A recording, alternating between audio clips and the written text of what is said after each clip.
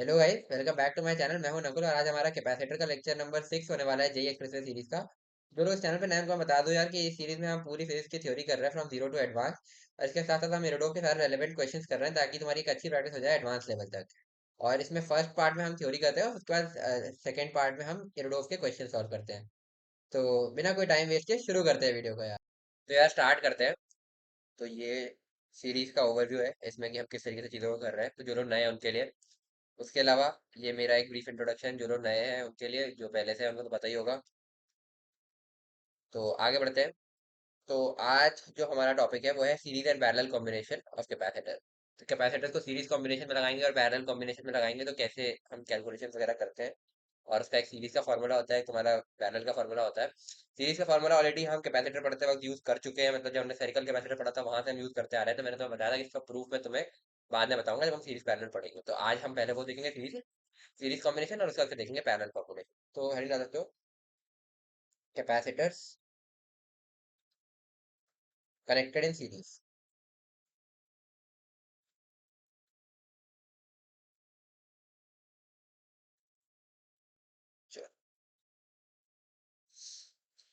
तो series combination का मतलब क्या हुआ यार, कि ऐसे लाइन से कनेक्टेड है। सपोज ये तुम्हारा कैपेसिटर है कोई, इस तरीके से हम इसको सर्किट में रिप्रेजेंट करते हैं C1, फिर अगला कैपेसिटर C2, फिर अगला कैपेसिटर C3, फिर ऐसे ही करते करते सो ऑन तुम्हारा ये NH कैपेसिटर। N कैपेसिटर इस तरीके से लाइन से लगता है। और ये कनेक्ट कर दिया हमने एक वोल्टेज सोर्स यानी कि एक बैटरी से। सपोज इसका ईएमएफ है V0, इस तरीके से। और ये हो गया हमारा सर्किट कंप्लीट। ठीक है, तो ये हो गया तुम्हारा सीरीज कॉम्बिनेशन। अब सपोज इस पॉइंट को मैंने बोल दिया सर्किट में 1 और इस पॉइंट को बोल दिया 2। तो हमें एक चीज पता है कि V1 माइनस V2 जो है, यहाँ से यहाँ पे अगर हम जाएंगे तो हम या तो ऐसे जा सकते हैं या फिर ऐसे जा सकते हैं, है ना। तो नीचे से जाओगे तो तुम्हें क्लियरली दिख रहा है कि V1 से V2 जाने में V0 का पोटेंशियल ड्रॉप हुआ है।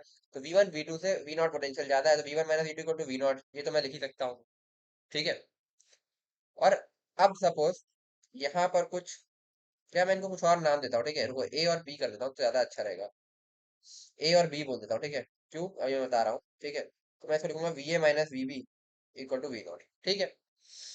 अब होगा क्या, अब सपोज मैं इस रूट से अगर जाता हूँ तो यहाँ से मैं देखूंगा कि इस कैपेसिटर में कुछ पोटेंशियल ड्रॉप हुआ, सपोज V1।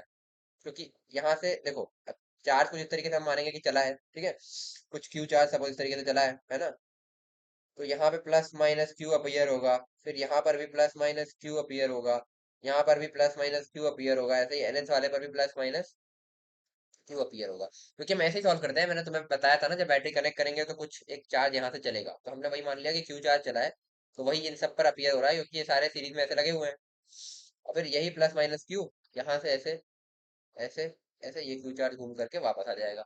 तो इस तरीके से कुछ चार्ज चलेगा। तो अब हमने ये बोला कि यहाँ से यहाँ जाने में कुछ V1 का ड्रॉप हुआ, क्योंकि ये प्लस है ये माइनस है तो पोटेंशियल ड्रॉप होगा। फिर इस कैपेसिटर से इस कैपेसिटर में जाने में कुछ V2 का ड्रॉप हुआ, फिर यहाँ से V3 का ड्रॉप हुआ, सो ऑन ऐसे Vn का ड्रॉप हुआ। तो मैं एक चीज बोल सकता हूँ, ये जो VA माइनस VB मैंने V0 लिखा था, इसको मैं V1 plus V2 plus V3 जितना ड्रॉप हुआ सारे ड्रॉप को सम कर दिया, प्लस Vn। बेसिकली यहाँ से यहाँ जाने में फिर से बता देता हूँ, VA माइनस VB, यहाँ से यहाँ जाने में इस तरफ से जाओगे तो तुम्हें दिख रहा है V0 का ड्रॉप हुआ है जो मैंने यहाँ लिख दिया।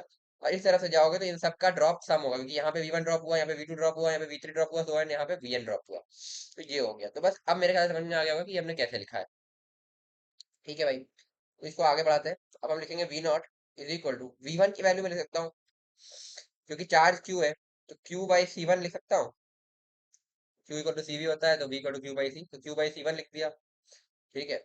ऐसे ही इसको मैंने Q बाई C2 लिख दिया, plus and so on plus Q by CN लिख दिया। ठीक है।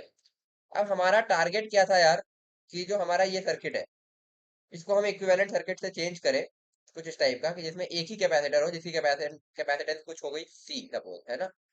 और इस पर ये इस तरीके से V0 टाइप की बैटरी लगी हो। और चार्ज तो फिर अभी भी वही जो है, मतलब बेसिकली हमने ये जो जितने भी थे N कैपेसिटर्स ये वाले, इनकी जगह पर एक इक्विवेलेंट कैपेसिटर C कैपेसिटेंस का लगा दिया। तो चार्ज तो वही Q चल रहा था, ठीक है, वो Q ही रहेगा। सपोज इस पर भी प्लस माइनस Q इस तरीके का अपीयर हुआ। और ये पॉइंट A था, ये पॉइंट B था, तो V A minus V B जो था तुम्हारा, जो कि वी नॉट भी था, उसको मैं क्यू बाई सी भी लिख सकता हूँ। सी इक्विवेलेंट बोल देता हूँ, ठीक है। तो क्यू बाई सी इक्विवेलेंट लिख सकता हूँ, बस इसी को यहाँ पे रखना है, ठीक है। तो वी नॉट को मैं अब लिख दूंगा क्यू बाई सी इक्विवेलेंट, तो मैं लिखूंगा Q by C equivalent is equal to, तो वी नॉट की वैल्यू क्या थी, ये Q by C one plus Q by C two plus and so on plus Q by C N. तो लिख देता हूँ Q by C one plus Q by C two plus and so on plus Q by C N. तो यहाँ से Q Q Q सारे Q cut जाएंगे, और हमारे पास फॉर्मूला आ जाएगा one by C equivalent equal to one by C one plus one by C two plus and so on plus one by C N. यानी कि मैं ऐसा भी लिख सकता हूँ, ठीक है। इस फॉर्मूले को तुम इस फॉर्म में भी याद रख सकते हो, मैं तो ऐसे ही याद रखता था, ठीक है। वरना सिग्मा नोटेशन से मुझे बहुत डर लगता था। खैर से तुम बच नहीं पाओगे अगर तुम जो है इसके बाद इंजीनियरिंग कर रहे हो, तो किसी भी इंजीनियरिंग कॉलेज में जाओगे तो इतने सारे मैथ्स के कोर्सेज हैं और सब में ये सिग्मा यूज होगा, तो वो तो तुम्हें देर सवेर सीखना ही पड़ेगा, तो अभी से आदत डाल लो, क्या दिक्कत है ना। और इसका सिग्मा नोटेशन में तुम्हारा फॉर्मूला मुझे था होगा one by C equivalent is equal to sigma I equal to one से N one by C N, ठीक है। ये भी तुम याद रखते हो, ये हो गया तुम्हारा सिग्मा नोटेशन वाला फॉर्मूला, ठीक है। तो वैसे तुमने अगर ध्यान दिया, अगर तुमने 11th 12th में, सॉरी 11th में तो तुम अभी हो गए, 11th 12th मतलब 12th में हो गए, तो अगर तुमने इससे पहले तुमने ये टॉपिक पढ़ा होगा इलेक्ट्रोस्टैटिक्स वाला, सॉरी करंट इलेक्ट्रिसिटी वाला, या तुमने करंट इलेक्ट्रिसिटी पढ़ा होगा अपना क्लास 10th में, तो उसमें तुमने रेजिस्टेंस पढ़ा होगा, तो रेजिस्टेंस में भी तुमने ये सीरीज पैरेलल कॉम्बिनेशन पढ़ा होगा। तो जैसा इसका ये सीरीज का फॉर्मूला आ रहा है, ऐसा रेजिस्टेंस में पैरेलल का फॉर्मूला आता है, मतलब उल्टा होता है ये, ठीक है। तो रेजिस्टेंस का पैरेलल में होता है one by R equal is equal to sigma one by R I, ठीक है। ये यहाँ पे उल्टा आया है, ठीक है। और ये क्यों आया है, ये तुमने प्रूफ पूरा देख लिया। अच्छा, अब एक चीज और इसी के साथ लिख लो, कि जैसा कि हमने शायद इरोडोव का एक क्वेश्चन भी पहले किया था, ठीक है। अगर ऐसे छोटे छोटे इनफाइनाइट कैप, सपोज यहाँ से यहाँ तक कुछ इनफाइनाइट कैपेसिटर्स है, ठीक है, और सब जो है बहुत छोटे छोटे, तो उन कैपेसिटर की कैपेसिटेंस उनको अगर हम सीरीज में लगा दें इनफाइनाइट छोटे छोटे कैपेसिटर्स को, तो हम वन बाई सी इक्विवेलेंट की वैल्यू लिखते हैं integration one by D C, ये integration one by D C, ठीक है।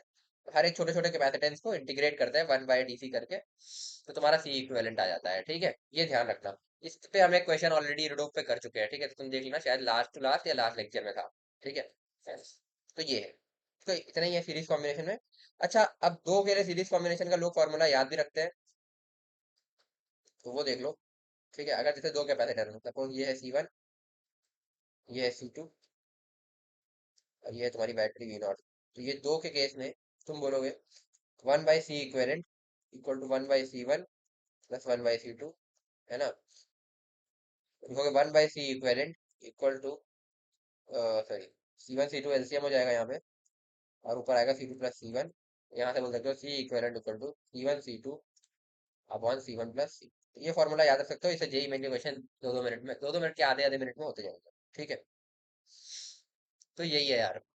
और सीरीज कॉम्बिनेशन का एक एप्लीकेशन हमने लास्ट टाइम भी किया था, जहां पर हमने इस तरीके की वो की थी ना, कि इस तरीके से तुम्हारा एक कैपेसिटर था, जब हमने डायरेक्ट्रिक की बात की थी, तो उसमें एक स्लैब डाला के वन का, फिर एक स्लैब डाला के टू का, फिर ऐसे स्लैब डाले थे, और इन सबको फिर हमने बोला था कि इसको हम इस तरीके से एक इक्विवेलेंट सिस्टम में ले सकते हैं, जिसमें इस तरीके से तुम्हारे ढेर सारे कैपेसिटर सीरीज में लगे हुए हैं। इसकी बात हम कर चुके हैं ऑलरेडी। तो यही है सीरीज कॉम्बिनेशन में। आगे बढ़ते हैं, अब पैरेलल कॉम्बिनेशन भी देख लेते हैं इसी के साथ। तो हेडिंग डाल सकते हो अगला, कैपेसिटर्स कनेक्टेड इन पैरेलल।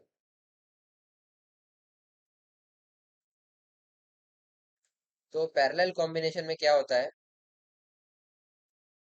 ये है तुम्हारा पहला कैपेसिटर, एक मिनट होता है सी वन, इसी के पैरेलल इस तरीके से हमने लगा दिया सी टू, ये सारे कनेक्टेड है, ठीक है। फिर ऐसे ही हमने लगा दिया सी थ्री, और ऐसे ही फिर हम एन कैपेसिटर्स लगा देंगे, ठीक है। तो वो अपने आप समझ लेना, अभी मैं तीन के लिए बता दे रहा हूँ, एन के लिए तो अपने आप देख लेना, ठीक है। तो चलो सी एन ऐसे कर देते हैं ना यार, देखो एन बता देता हूँ, ठीक है। तो ये है सपोज एंड सो ऑन, ये आ गया तुम्हारा सी एन, ठीक है। ऐसे एन कैपेसिटर्स लगा दिए, और इनसे पैरेलल मतलब इन्हीं के साथ ऐसे हमने लगा दी बैटरी, तो अब होगा क्या ना, जैसे हमने इस तरीके का कॉम्बिनेशन किया, तो तुम्हें क्लियरली दिख रहा होगा कि अगर ये पॉइंट ए है और ये पॉइंट बी है, तो ये पॉइंट भी ए है, ये पॉइंट भी बी है, क्योंकि इनके बीच में क्या है, इनके बीच में वायर है। वैसे प्रैक्टिकली तो वायर की भी अपनी रेजिस्टेंस होती है, बट इलेक्ट्रोस्टैटिक्स के क्वेश्चन में, सॉरी करंट इलेक्ट्रिसिटी के क्वेश्चंस में वायर की रेजिस्टेंस नहीं होती, ठीक है। तो ये रेजिस्टेंस लेस वायर है, तो अगर ये पॉइंट ए है तो यहाँ से यहाँ जाने में कोई पोटेंशियल ड्रॉप नहीं होगा, मतलब जो इस पॉइंट का पोटेंशियल है वही इस पॉइंट का पोटेंशियल है, वही इस पॉइंट का पोटेंशियल है, वही इस पॉइंट का पोटेंशियल है, वही इस पॉइंट का पोटेंशियल है। तो ऐसे जितने भी कैपेसिटर्स के इस साइड के पॉइंट्स हैं, इन सब में जो कि बीच में वायर है, इनके बीच में ना बैटरी है, ना कैपेसिटर है, ना रजिस्टर है, ना इंडक्टर है, तो इसलिए ये सब सेम पोटेंशियल पर होंगे ए। और ऐसे इधर के सारे पॉइंट बी पोटेंशियल पर होंगे, ठीक है, मतलब बी सेम पोटेंशियल पर होंगे, तो इनको ए टाइप के पॉइंट बोल दिया और इनको बी टाइप के पॉइंट बोल दिया। ये ये ऐसे ये बी, ये बी, ये बी, ठीक है। आई होप ये क्लियर हो गया होगा। अब मैं यहाँ से लिख रहा हूँ कि V A minus V B, V A से बी गए तो कितना पोटेंशियल ड्रॉप हुआ, वी नॉट। और सपोज इसके अक्रॉस कुछ V1 का ड्रॉप हुआ, इसके अक्रॉस कुछ V2 का ड्रॉप हुआ, इसके अक्रॉस कुछ V3 का ड्रॉप हुआ, इसके अक्रॉस कुछ V4 का ड्रॉप हुआ। और चार्ज का क्या होगा मैं बता देता हूँ। यहाँ से Q चार्ज चलेगा, जिसमें से कुछ QN चार्ज इसमें जाएगा, Q3 चार्ज इसमें जाएगा, Q2 चार्ज इसमें जाएगा, Q1 चार्ज इसमें जाएगा। इस तरीके से चार्जेस स्प्लिट होते जाएंगे, ठीक है। और फिर इस तरीके से सब मूव करेंगे इसमें, और एंड में आकर के ये सारे यहाँ पे मिल जाएंगे और Q चार्ज बन जाएगा आगे, ठीक है, इस तरीके से। तो ये हो गया। आगे बढ़ते हैं। तो अब बेसिकली पहले वाले केस में क्या हो रहा था, सीरीज वाले में, कि सब में सेम चार्ज जा रहा था बट पोटेंशियल ड्रॉप डिफरेंट था। जैसे यहाँ पे देखो, क्यू ही चार्ज जा रहा है इसमें भी, लेकिन V1 का ड्रॉप है, क्यू चार्ज जा रहा है, V2 का ड्रॉप है, क्यू चार्ज जा रहा है, V3 का ड्रॉप है, क्यू चार्ज जा रहा है, VN का ड्रॉप है, इस तरीके से, ठीक है। अब पैरेलल कॉम्बिनेशन में जब हमने लगाया तो क्या होगा कि पोटेंशियल ड्रॉप हर जगह सेम ही है। फिर ये V1 नहीं लिखना चाहिए मेरे को, मैं सीधे सीधे V0 ही लिख देता हूँ ना, फालतू का कॉम्प्लिकेट क्यों करना है। तो जितने कम वेरिएबल है उतना अच्छा है। तो ये V0 का ड्रॉप है, ये भी V0 का ड्रॉप है, ये भी V0 का ड्रॉप है, ये भी V0 का ड्रॉप है। तो हर कैपेसिटर के अक्रॉस यही V0 का ड्रॉप है, ठीक है, जो कि यहाँ से दिख रहा है तुम्हें बैटरी से। लेकिन चार्जेस हर में डिफरेंट है, इसमें Q1 चार्ज किया, इसमें Q2 चार्ज किया, इसमें Q3 चार्ज किया, सो ऑन। तो हम लिख सकते हैं कि V I minus V equal to V0, और V0 को हम सबसे पहली वाली लाइन से लिख सकते हैं Q1 by V0, sorry Q, एक मिनट, Q1 बाई C1, ठीक है, Q1 बाई C1। और इसको हम सेकेंड वाले से लिख सकते हैं Q2 बाई C2, और ऐसे ही हर उसके लिए लिख सकते हैं equal to Qn by Cn। तो टोटल Q कितना होगा, जो यहाँ से गया, यहाँ से Q चार्ज गया, देखो यहाँ से Q चार्ज जा रहा था, Qn इधर चला गया, Q3 इधर चला गया, Q2 इधर चला गया, Q1 इधर चला गया। तो जितने भी इधर इधर गए है ना, ये Q1, ये Q2, ये Q3, ऐसे Q4, Q5, यहाँ पे Qn है ना, इन सब का सम क्या Q के बराबर नहीं होगा, क्योंकि जितना चार्ज आया उतना ही निकलेगा ना अलग अलग नोड्स में। वैसे ये तुम्हारा किरचॉफ लॉ भी है, किरचॉफ करंट लॉ, जिसको हम अगले लेक्चर में देखेंगे। तो बस सिंपली लिख लो Q equal to Q1 plus Q2 plus and so on plus Qn। तो ऐसे सारे चार्जेस का सम। तो Q की वैल्यू हम लिख सकते हैं कितनी, अच्छा, हमारा टारगेट क्या था फिर से देख लो। यहाँ से एक कैपेसिटर बनाना C इक्विवेलेंट कैपेसिटेंस का, जो कि V नॉट से कनेक्टेड हो। तो जब ऐसा होगा तो वही यहाँ से Q चार्ज चला, तो Q चार्ज यहाँ से इसमें भी जाएगा, प्लस माइनस Q इस पर अपीयर होगा, ठीक है। तो Q बाई सी इक्विवेलेंट लिख सकता हूँ मैं V नॉट को, यहाँ से इस वाले फिगर से देख सकता हूँ Q by C equivalent equal to V naught. बस इसको यहाँ पे पुट करते हैं, तो Q by C equivalent is equal to, sorry Q को मैं यहाँ से Q की वैल्यू लिख सकता हूँ C equivalent into V naught, ठीक है, वही लिख रहा हूँ। तो C equivalent into V naught is equal to C1 V naught plus C2 V naught plus and so on plus Cn V naught. ये कैसे लिखा, देख लो भाई। यहाँ पर चार्ज कितना होगा, Q1 की वैल्यू में C1 इंटू वी नॉट लिख सकता हूँ, क्योंकि वी नॉट का ड्रॉप है। इसकी वैल्यू में C2 इंटू वी नॉट लिख सकता हूँ, इसकी वैल्यू में ये Q3 की वैल्यू में C3 इंटू वी नॉट लिख सकता हूँ, Q1 की वैल्यू में Cn इंटू वी नॉट लिख सकता हूँ। तो यही किया है। और यहाँ पर वैसे ही C equivalent into V naught लिखा है, C equivalent into V naught equal to C1 V naught plus C2 V naught plus and so on plus Cn V naught. ये V naught V naught V naught V naught सब cancel out हो जाएंगे, तो हमारा C equivalent आएगा C1 plus C2 plus and so on plus Cn। तो यही formula तुमने रेजिस्टेंस में सीरीज में देखा होगा, बिल्कुल ऐसा, ठीक है। तो बस यहाँ पे उल्टा होता है, जैसे मैंने पहले बताया। तो सी इक्वलेंट का सिग्मा नोटेशन लिख सकते हो, सिग्मा इक्वल टू 1 से एन सी आई, ठीक है। फिर वही डिफरेंशियल, अगर छोटे छोटे डिफरेंशियल कैपेसिटर्स पैरेलल में लगे हो, जैसे इसका एग्जांपल दे सकता हूँ मैं। सपोज इस तरीके का है स्लैब, और इसमें एक तुमने बेसिकली कैपेसिटर में स्लैब डाला, इसमें जो तुम्हारा के है वो यहाँ से यहाँ तक नीचे वेरी कर रहा है। तो अगर इस डिस्टेंस को मैं यहाँ से बोलता हूँ वाई, तो K is a function of Y है, कहने का मतलब समझे। तो हर वाई के लिए मतलब यहाँ से यहाँ पर कुछ और है, यहाँ पर कुछ और है, यहाँ पर कुछ और है, यहाँ पर कुछ और है, यहाँ पर कुछ और है, यहाँ पर कुछ और है, यहाँ पर कुछ और है, यहाँ पर कुछ और है, यहाँ पर कुछ और है, तो K is a function of Y है। तो तुम्हारे बहुत सारे छोटे छोटे ऐसे पैरेलल कैपेसिटर लग जाएंगे यहाँ इस पॉइंट के और इस पॉइंट के बीच में।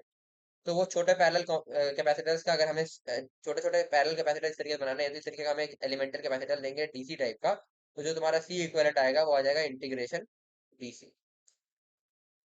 ठीक है, तो ऐसे छोटे छोटे कैपेसिटर्स को सीधे इंटीग्रेट कर देंगे जो हमने ऊपर 1/DC करके इंटीग्रेट किया था। तो ये है तुम्हारा पैरेलल कॉम्बिनेशन। चलो एक पॉइंट और डिस्कस कर लेते हैं फिर क्वेश्चंस पर आएंगे। सपोज तुम्हारे पास एक कैपेसिटर है इस तरीके से सी सी, ठीक है, और ये हो गया तुम्हारा इस तरीके का पूरा सेटअप। ठीक है, सपोज मैं यहाँ पर लगा रहा हूँ एक स्विच। तो इनिशियली ये दोनों अनचार्ज है, देखो इनिशियली अनचार्ज। ठीक है, अब मैंने क्या किया, स्विच को क्लोज किया, और ये वी नॉट था, ठीक है, स्विच को क्लोज किया। तो मैं पूछ रहा हूँ कि क्यू कितना फ्लो हुआ, क्यू फ्लो कितना हुआ। ठीक है, तो तुम सिंपली कहते हो यहाँ से कुछ क्यू चार्ज चलेगा। ठीक है, तो इसकी इक्विवेलेंट कैपेसिटेंस कितनी होगी भाई, क्योंकि ये पैरेलल में है। तो सी इंटू सी अपॉन सी प्लस सी, और जो हमने अभी ऊपर फॉर्मूला देखा था सीरीज वाला, दो का मैंने कहा था याद भी रख लेना। ये हो जाएगा C² बाई 2C, यानी कि C बाई। ठीक है, तो चार्ज को तो ये इस तरीके का अपना सेटअप बनेगा C/2। ये बैटरी हो गई तुम्हारी V0। तो Q को मैं सीधे सीधे लिख सकता हूँ कि C/2 × V0, यानी कि C V0/2। यहाँ से जो चार्ज चलेगा ना, इसकी वैल्यू हो गई C V0/। ठीक है भाई, तो ये तो था अनचार्ज कैपेसिटर, तो हमने इस तरीके से कर लिया। और ये बहुत ही सिंपल केस है, तो बहुत सारे अजीब टाइप का कॉम्बिनेशन में यहाँ पे सीरीज पैरेलल का मिक्स कॉम्बिनेशन भी हो सकता था। तो तुम इस तरीके से करोगे तो तुम्हारा काम आसान होगा, अगर तुमसे केवल ये क्यों पूछा है, वरना तुम्हें बहुत लंबा जाना पड़ेगा। जब हम अभी केवीएल वगैरह देखेंगे, केवीएल केसीएल, तो उसमें देखोगे अलग अलग लूप की इक्वेशन लिखनी पड़ती, फिर उसके बाद सब जगह तुम्हें केसीएल और केवीएल लगाना पड़ता, तो बहुत लंबा जाता। तो ये तरीका बेटर है कि अगर तुम इक्विवेलेंट निकाल लो और उससे ऐसे कर लो। बट ये अभी अनचार्ज थे तो हमने कर लिया। आप सपोज इनिशियली चार्ज है इनमें से कोई है, ठीक है, अब इस टाइप का केस है कि प्लस माइनस एक्स चार्ज इस पर है ऑलरेडी C1 पर। इसकी कैपेसिटेंस सी ही लेता हूँ, ठीक है, और इसकी भी कैपेसिटेंस सी है, लेकिन इसमें जीरो चार्ज है। ठीक है, कोई चार्ज नहीं है इनिशियली। फिर वही उसी टाइप का एक स्विच लगा दिया मैंने, और यहाँ से वी नॉट पोटेंशियल की है, इस वी नॉट ईएमएफ की बैटरी लगा दी, ये हो गया। तो अब अगर तुम इस हिसाब से जाओ कि मैं इसको फिर से वही करता हूँ, सीरीज कॉम्बिनेशन लगाता हूँ, तो इसका भी कैपेसिटेंस C/2 का एक कैपेसिटर बनेगा। ठीक है, ये वी नॉट हो गया। तुम सीधे सीधे लिख दोगे कि क्या तुम्हारा क्यू जो आएगा वो C V0/2 इससे भी आना चाहिए, बट क्या ये सही है? नहीं है, क्योंकि देखो इनिशियली अब जब तुमने इसको दो से एक कैपेसिटर किया, एक चार्ज था और एक अनचार्ज था, तो क्या तुम इस तरीके से सीरीज कॉम्बिनेशन बना सकते हो इसका? नहीं। वो तुम तभी बना सकते थे जब दोनों अनचार्ज थे। तो अब क्या करें भाई, कुछ नहीं करना है, वही सिंपल लॉजिक पे जाना है जिससे हमने फॉर्मूला डिराइव किए थे। यहाँ से एक्स चार्ज मूव करा दो, सपोज जैसे हमने स्विच क्लोज किया, क्यू चार्ज मूव करा दो, यहाँ से कुछ क्यू चार्ज इस तरीके से चला। जैसे ही क्यू चार्ज चला तो इस वाली प्लेट पर कितना चार्ज है, पहले एक्स पहले से था और क्यू और आ गया, तो अब इस पे प्लस माइनस जो नया चार्ज बना वो हो जाएगा क्यू प्लस एक्स। ठीक है, और इस पर कोई चार्ज था नहीं, तो यहाँ से क्यू चार्ज चला आ रहा है, इस पर plus minus Q charge appear हो जाएगा। बस यही कर दो। ठीक है, अब क्या करना है, सपोज ये पॉइंट ए है, ये पॉइंट बी है, तो ये पॉइंट भी ए है, ये पॉइंट बी है। तो यहाँ से देखोगे तो V A minus V B की वैल्यू क्या आ रही है, V naught. V A minus V B equal to V naught. और ऊपर से देखोगे तो क्या, यहाँ पे कुछ पोटेंशियल ड्रॉप हुआ, सपोज V1, यहाँ पे कुछ पोटेंशियल ड्रॉप हुआ V2, तो हम बोल सकते हैं V1 + V2। ओके, तो V0 = V1 की वैल्यू क्या मैं यहाँ से लिख सकता हूँ, Q+X/C, है ना। ठीक है, इसको मैं Q+X टोटल चार्ज है बाय सी लिख सकता हूँ, वही लिख रहा हूँ यहाँ पर। यहाँ से लिखूंगा Q+X/C और V1 + V2। ठीक है, और सॉरी ये V2 की वैल्यू मैं Q/C लिख देता हूँ सीधे, Q/C। ठीक है, तो यहाँ से मैं लिखूंगा C को इधर मल्टीप्लाई करता हूँ, C V0 = 2Q plus x यहाँ से आ गया। ठीक है, हमें वैल्यू किसकी चाहिए थी, क्यू की, तो क्यू की वैल्यू आएगी CV0 minus x upon two, ये आएगी वैल्यू, ना कि CV0 बाय, ये आंसर होगा। तो इससे तुम्हें क्या समझ में आया, बस पॉइंट ये पकड़ना था, बाकी अभी हम केवीएल वगैरह और पढ़ेंगे आगे सॉल्व करने के लिए, ऐसे अच्छे अच्छे सर्किट भी सॉल्व करेंगे। तो इसमें बस पॉइंट ये पकड़ना था कि अगर एक चार्ज है और एक अनचार्ज है तो तुम इस तरीके से सीरीज कॉम्बिनेशन बना के और चार्ज नहीं ले सकते। बट हाँ, अगर दोनों अनचार्ज है या ऐसे एन कैपेसिटर है जो अनचार्ज है जो कि मिक्स कॉम्बिनेशन में सीरीज पैरेलल, तो तुम इस तरीके से इक्विवेलेंट कैपेसिटेंस लिख के और इस तरीके से चार्ज लिख सकते हो। बट अगर एक भी कैपेसिटर उनमें से चार्ज हो गया तो तुम ये चीज नहीं कर सकते, फिर तुम्हें ये ऐसे चार्ज लेकर के ही चीजें सॉल्व करनी पड़ेगी। तो आगे बढ़ते हैं। अब मेरे ख्याल से सीरीज पैरेलल क्लियर हो गया होगा, तो उसको समझाने के लिए एक छोटा सा क्वेश्चन है, ये बहुत ही इजी क्वेश्चन है, बस समझाने के लिए रखा है मैंने, तो एक बार खुद से ट्राई करो, हो जाना चाहिए, ये तो बताता हूँ।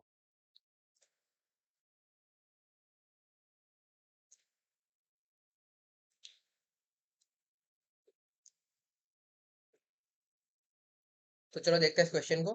ठीक है, तो इनमें बोल रहा है equivalent capacitance between A and B निकालना है। ठीक है भाई, तो ए एंड बी, ये ए है ये बी है। सबसे पहले कैसे सॉल्व करें, तो एक चीज मेरे को दिख रही है कि अगर मैं इस पॉइंट को सी बोल देता हूँ, तो ए और सी के बीच में, सॉरी इस पॉइंट को मैंने सी बोल दिया, तो ए और सी के बीच में ये दोनों तो आ गए सीरीज में पहली चीज। तो इनको अगर मैं हटाना चाहूँ तो मैं सीरीज कॉम्बिनेशन का फॉर्मूला लगाऊंगा सीधे सीधे।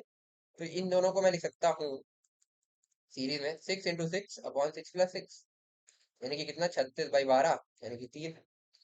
तो बेसिकली इन दोनों को हटा के मैं यहाँ पे एक 3 का कैपेसिटर सीरीज में ले सकता हूँ, ऐसे इस तरीके से 3 माइक्रोफेराड का कैपेसिटर लगा सकता हूँ। अब मेरे को दिख रहा है यहीं पे, इसीलिए मैं देखो मैं इसको अलग से पूरा लिखा करके करा सकता था, बट मैं वैसे दिखा रहा हूँ जैसे मैं खुद सॉल्व करता था। इसी तरीके से करोगे तो जल्दी होगा, बाकी तुम इसको बिना फिगर बनाए भी कर सकते हो, इतना तो मुझे समझाने के लिए बनाना पड़ रहा है, वरना ये ओरल क्वेश्चन है। ठीक है, अब ये 3 और ये वाला 3 दोनों पैरेलल में आ गए, तो पैरेलल में आ गए तो इन दोनों को हटा के मैं सीधे एक कैपेसिटर ए और सी के बीच में लगा सकता हूँ, जो कि कितने कैपेसिटेंस का होगा, पैरेलल कॉम्बिनेशन में सीधे ऐड करते हैं तो 3 और 3 है तो 6 माइक्रोफेराड का। ये सीधे सीधे लगा दिया मैंने इन दोनों को हटा के। अब यहाँ से देखो, तो अब हमारे पास सेटअप क्या था, इतना बना लेते हैं। ठीक है, ये था ए पॉइंट, यहाँ से एक बना 6 का कैपेसिटर सी, यहाँ से बना कितना, 6 का कैपेसिटर है ना ये भी। ठीक है, और यहाँ से बना 2 का कैपेसिटर, ये बी पॉइंट। अब ए से बी के बीच में, एक तो ये दोनों सीरीज में हो गए, सीरीज में हुआ तो 6 और 6 का सीरीज अभी हमने देखा 3 बना है, तो एक मैंने बना दिया ऐसे 3 का ए से बी के बीच में, और ए से बी के बीच में एक और है ये 2। तो अब ए से बी के बीच में बेसिकली मैं ऐसे बना दूं तो ये हो गया पॉइंट है, ये हो गया पॉइंट बी। तो अब ये दो कैपेसिटर है, दोनों पैरेलल में है, पैरेलल में सीधे ऐड कर देंगे, तो ए से बी के बीच में जो इक्विवेलेंट कैपेसिटेंस होगी वो होगी 3 + 2 = 5 माइक्रोफेराड। तो बस ये तुम्हारा आंसर हो जाएगा। तो ये हो गया। दूसरे वाले में देखते हैं। ठीक है, सपोज ए बी इस तरीके के पॉइंट्स है। ठीक है, अब मैंने क्या किया, सपोज इस पॉइंट को मैंने बोला सी, इस पॉइंट को मैंने बोला, सॉरी कुछ और नाम देता हूँ। ठीक है, सबके नाम देता हूँ, सी डी ई और एफ। ठीक है, तो ई और एफ के बीच में देखोगे तो ये वाला और ये वाला सीरीज में है। ठीक है, तो इनका सीरीज कॉम्बिनेशन जो है, इसको मैं हटा के यहाँ पर एक कैपेसिटर सीधे सीधे लगा देता हूँ। अब उसका कैपेसिटेंस कितना होगा वो देखते हैं। तो 9 9 और 9 सीरीज में है, तो मैं लिखूंगा 1/c इक्विवेलेंट, या 1/c लिखता हूँ सीधे सीधे, is equal to 1/9 plus 1/9 plus 1/9, 3 थे, तो 1/c इक्वल टू 3/9, यहाँ से c की वैल्यू 3 आ जाएगी। ठीक है, तो इन तीनों को हटा करके यहाँ पर मैंने एक 3 का कैपेसिटर लगा दिया। अब ई और एफ के बीच में 3 है और 6 है। ठीक है, इन दोनों को हटा करके मैं ई और एफ के बीच में एक और लगा सकता हूँ, इस तरीके से 9 का। ठीक है, तो अब तुम देखोगे सी और डी के बीच में आ जाओ, तो ये तो खत्म हो गया। अब जो ये है सी और डी, है ना, इनके बीच में सिमिलर केस हो गया। देखो एक ये 9, एक ये 9 और एक ये 9, तीन सीरीज में, जैसे ई और एफ के बीच में पहले थे एक 9 एक 9 एक 9। तो इसको, इस वाले 9 को और इस वाले 9 को हटा के मैं सीधे सीधे यहाँ पर एक कितने का कैपेसिटर लगा दूं, कितने का लगाया था हमने, 3 का। फिर वही 6 और 3 सी पैरेलल में हो गए, तो इन दोनों को हटा के मैं यहाँ से लगा दूं ऐसे 9 का। और आप देखोगे ए और बी के बीच में फिर वही बना, ए और बी के बीच में 9 9 और 9 सीरीज में, और इन तीनों को जब मैं हटा के एक कैपेसिटर लगाऊंगा तो वो हो जाएगा 3 का। तो सी इक्विवेलेंट कितना आया इसका, 3 माइक्रोफैरड, यहाँ पे लिख देता हूँ फर्स्ट वाले का आंसर हमने निकाला था 5 माइक्रोफेरेड, और सेकंड वाले का हमने आंसर निकाला था 3 माइक्रोफेरेड। तो इसी तरीके से फिगर में ही तुम सॉल्व कर सकते हो, ठीक है। अब इतना मैंने लिखा इसलिए क्योंकि तुम्हें समझाना था, वरना ये ओरल है कि इन दोनों पॉइंट्स के बीच में ये तीनों सीरीज में है, तो सीरीज में किया तो 3 आ गया। फिर 3 और 6 पैरेलल में है, तो पैरेलल कर दिया, 3 और 6 पैरेलल, फिर 9 आ गया। फिर वैसा ही बना 9 9 9 सीरीज में, तो फिर 3 आ गया, 3 और 6 फिर से पैरेलल में हो गए, तो तुम्हारा फिर से यहाँ पे 9 बन गया, ये 9, फिर फाइनली फिर 9 9 और 9 सीरीज में, तो फिर से यहाँ से आ गया इक्विवेलेंट 3, तो वही 3 तुम्हारा आंसर भी हो गया। तो इस तरीके से क्वेश्चन किया जाता है। अभी मैं चाहूँ तो इसको 10 फिगर बना के बता सकता हूँ, जैसे टीचर जनरली बताते हैं, बट वो ये भूल जाते हैं कि तुम्हें एग्जाम में सॉल्व करना है। एग्जाम में तुम 10 फिगर थोड़ी बनाओगे। तो मैंने रिसेंटली एग्जाम दिया, तो मेरे को आइडिया है कि किस तरीके से बच्चों को सॉल्व ये करना चाहिए, तो मैंने तुम्हें वैसे ही बताया है, ठीक है। बाकी तुम्हें अगर अभी नहीं समझ में आया तो तुम शुरू में कुछ दिन फिगर बनाओ, बाकी तुम खुद ये चीज करने लग जाओगे। बट इसी तरीके से ट्राई करो यार, फिगर विगर बनाने का बच्चों वाला वो है यार, कि मतलब तुमने इस तरीके के क्वेश्चन तो 10th में भी मेरे ख्याल से फिगर बना के नहीं किए होंगे, तो फिगर बना के मत करना, ठीक है। सीधे सीधे यहीं से फिगर में देखो तो तुम्हारा काम कितना देखो, कितना लिखना पड़ा तुमको, कुछ नहीं। ये भी मैंने केवल तुम्हें समझाने के लिए लिखे हैं, ये भी मत समझाने के लिए, ये भी समझाने के लिए, वरना ये पूरा हो रहा है, एक लाइन नहीं लिखनी थी इसमें। चलो, ये समझाने के लिए क्वेश्चन था एक। अब ये तुम्हारा एक इरडोफ का क्वेश्चन है, इसको ट्राई करो, मैं बताता हूँ। तो चलो देखते हैं क्वेश्चन को। तो इसमें कुछ नहीं करना है, सिंपली इतना है कि सपोज जैसे तुम्हें इक्विवेलेंट कैपेसिटेंस निकालनी है इन दोनों की, तो पहले इस वाले क्वेश्चन को देखते हैं। तो इसमें तुम देखोगे, ये पॉइंट ए है, तो ये पॉइंट भी ए है, और ये पॉइंट बी है, सॉरी ये वाला बी है, तो ये भी बी है, बस। अब देखो यहाँ से ए और बी के बीच में एक कैपेसिटर C1 दिख रहा है। सपोज मैं एक ए से गया, बी के बीच में एक C1 आ गया। फिर ये वाला कैपेसिटर C2 किसके बीच में, ए और बी के बीच में अगेन।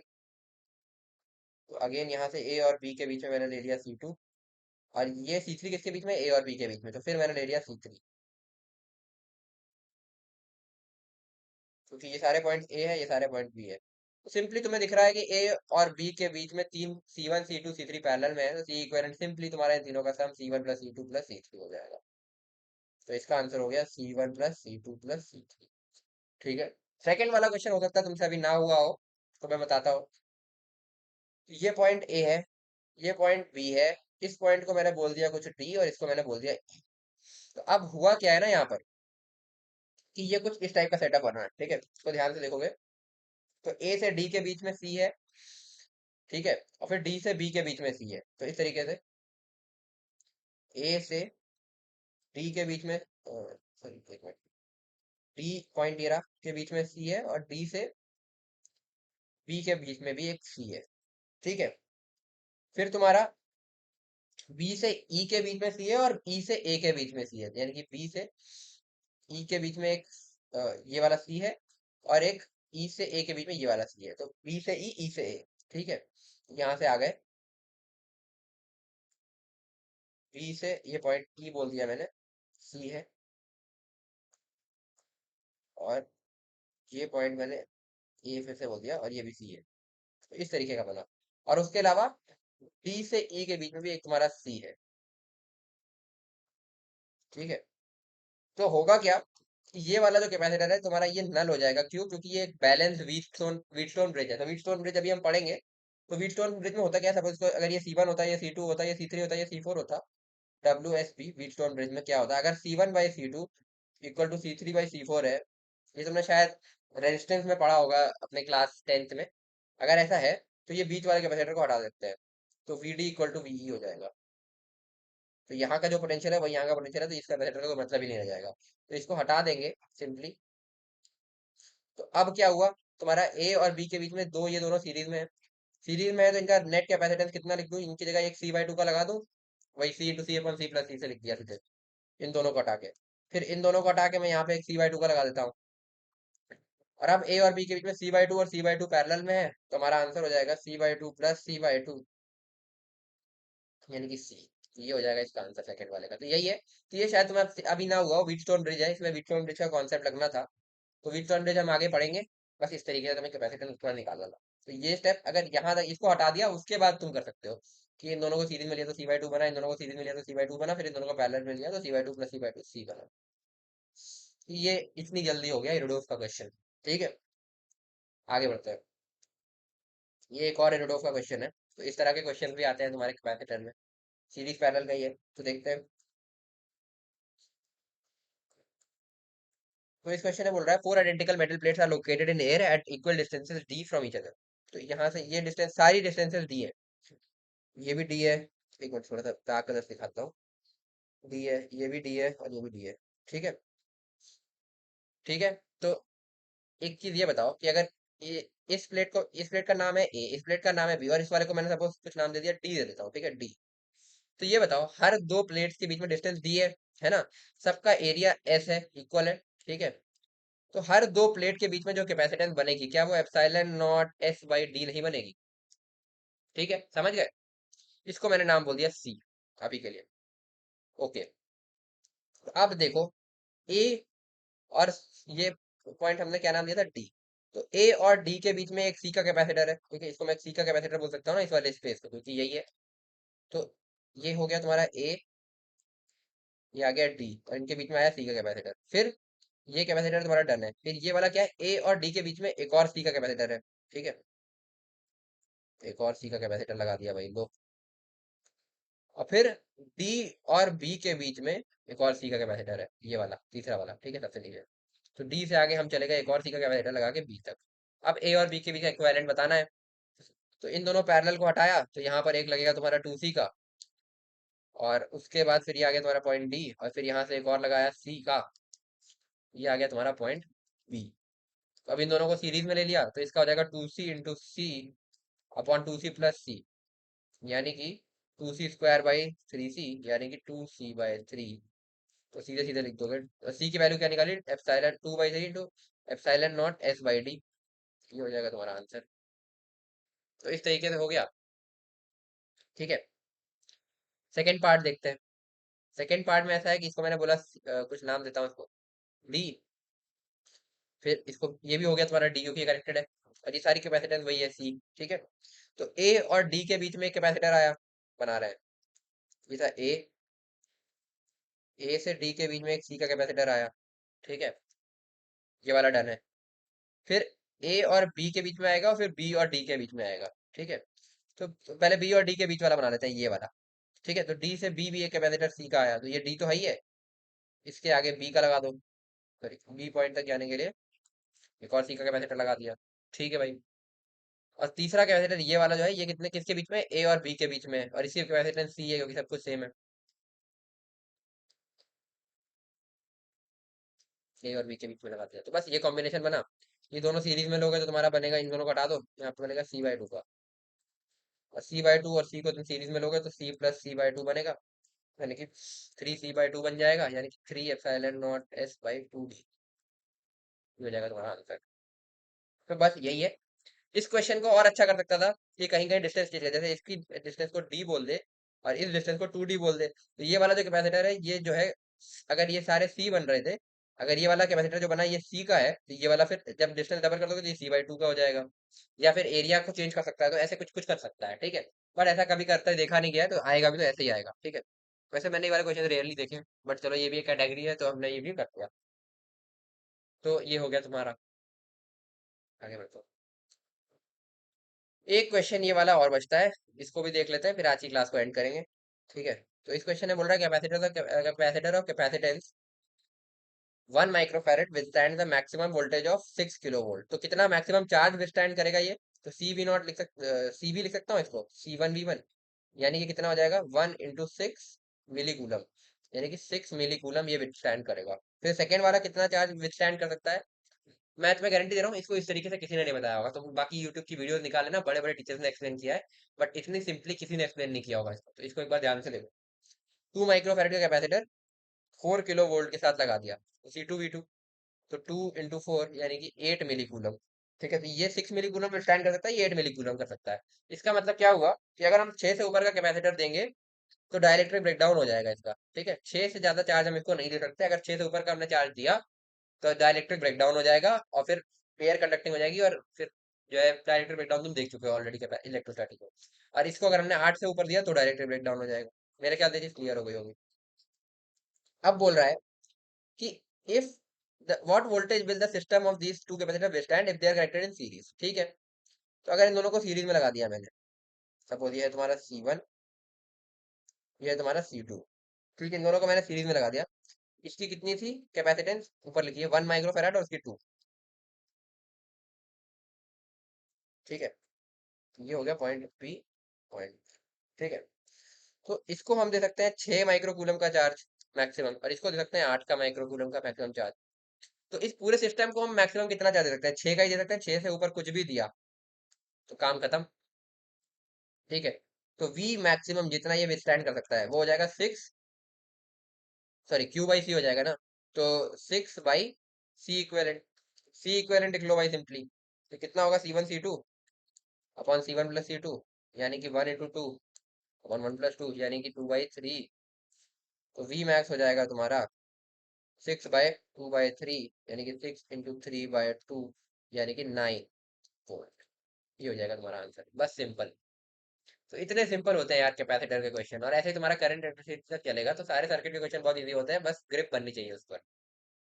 तो आई होप तुम्हें जितना आज बताया समझ में आया होगा। अगर जो है कोई भी डाउट है तुम कमेंट सेक्शन में पूछ सकते हो, बस आप टाइम टाइम डाल देना कि किस पॉइंट पर तुम्हें वो डाउट आया था। अगर वीडियो पसंद आई तो वीडियो को लाइक करो यार, जितना हो सके अपने दोस्तों के साथ शेयर करो। अगर तुमने अभी तक चैनल को सब्सक्राइब नहीं किया तो सब्सक्राइब कर लो। तो मिलते हैं यार नेक्स्ट वीडियो में, till then stay motivated and keep studying. Bye.